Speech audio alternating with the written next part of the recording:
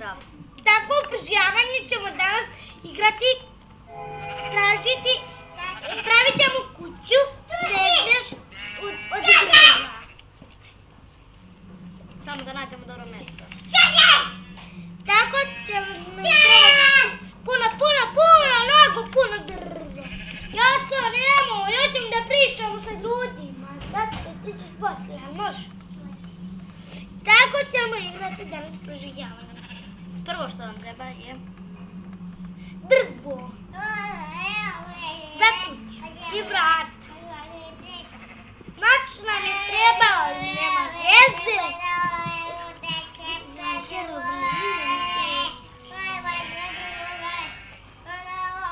Drvo, kamen, drveće. I tako.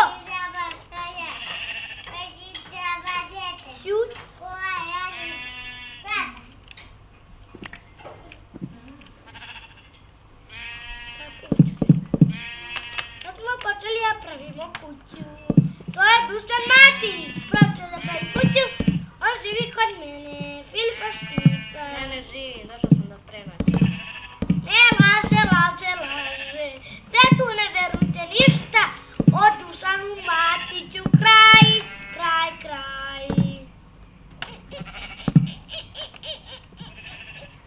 Jebe, brate, da se poludele, papi malo rakije, tere.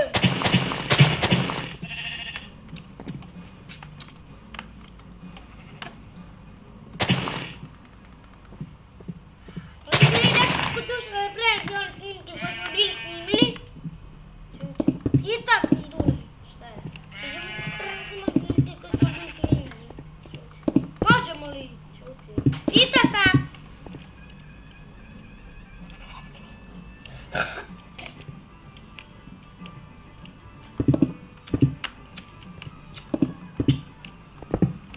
Znate, on je ludak. A?